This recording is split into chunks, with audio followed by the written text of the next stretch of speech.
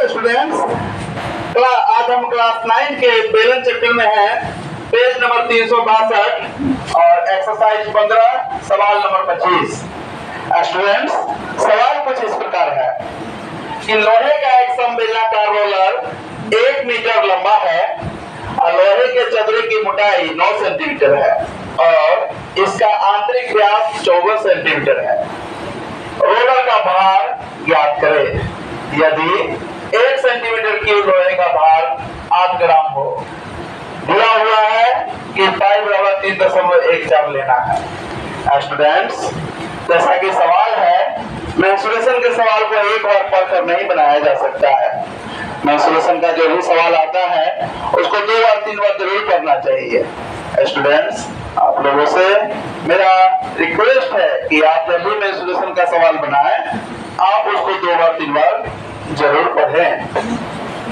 Dear students, मैं इसका solution करने जा रहा हूँ। रोलर क्या होता है?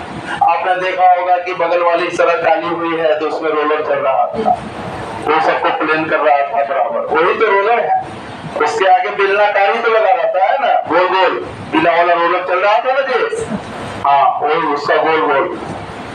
तो ये रोलर है, आप देख सकते हैं। इसकी ये आंतरिक त्रिज्या है स्मॉल आर, इसकी बाह्य त्रिज्या है कैपिटल आर।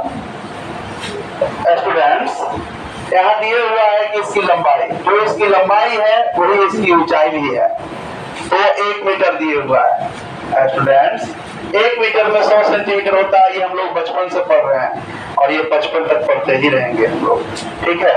कभी ये चेंज होने वाली चीज नहीं है। बचपन से लेके 55 तक इसको हम 1 मीटर में 100 सेंटीमीटर होता है, इसको हम पढ़ेंगे। स्टूडेंट्स, 1 मीटर होगा 100 सेंटीमीटर हमारा एच हो गया। आर पूछ रहा है तो व्यास चूंकि 54 सेंटीमीटर दिए हुआ है, इसलिए 54/2 27 सेंटीमीटर इसका आंतरिक व्यास हो गया। अब चाहिए बाह्य त्रिज्या। बाह्य त्रिज्या में 9 सेंटीमीटर मोटाई दिया है, उसको जोड़ देना है आंतरिक त्रिज्या में। 27 + 9 36 सेंटीमीटर इसका बाह्य त्रिज्या कैपिटल आर हो गया। स्टूडेंट्स, अब यहाँ रोलर का भार का सूत्र होता है पाई इंटू कैपिटल आर का square minus R square into A. ये एक फॉर्मूला है जिसको आपको याद कर लेना होगा। अगर आंतरिक और बाह्य त्रिज्या अगर दोनों दिया हुआ है तो ये फॉर्मूला के रूप में आपको हो गया। मैंने यहाँ पाई का मान यहाँ से लेकर डाला, आर का मान वहां से, कैपिटल आर, स्मॉल आर का मान वहां से और एच का मान वहां से मैंने लिया। स्टूडेंट्स, मैंने वर्ग किया, वर्ग करके 27 का वर्ग किया, दोनों को घटाया 567 आया, दोनों को गुना करने पे 17 80 38। क्योंकि दिए हुआ है कि 1 सेंटीमीटर क्यूब होता है में 8 ग्राम होता है, इसलिए मैंने यहाँ 8 ग्राम से गुना कर दिया, तो हमारे पास 14 24 304 ग्राम है। इसको केजी बदलने पर 14 24 केजी, आंसर आपका 14 24 केजी लगभग है। इस प्रकार आपने देखा कि मेंसुरेशन के कितने कठिन सवाल थे और इसको स्टेप बाय स्टेप बनाने से ये कितनी आसानी से और कितनी जल्दी बन गए। ऐसे ही सभी सवाल बनते हैं। सवाल कोई भारी नहीं होता है, प्रत्येक सवाल अपने जवाब के साथ ही आता है।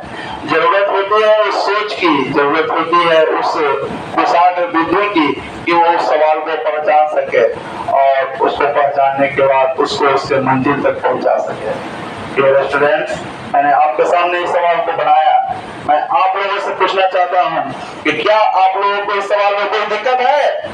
जोर से बोलिए, कोई दिक्कत है? कोई दिक्कत है? कोई दिक्कत नहीं है। तो मैं आज की कार्यवाही यहीं पर स्थगित करूंगा। Goodbye and take care. आपका दिन शुभ हो। Have a nice day.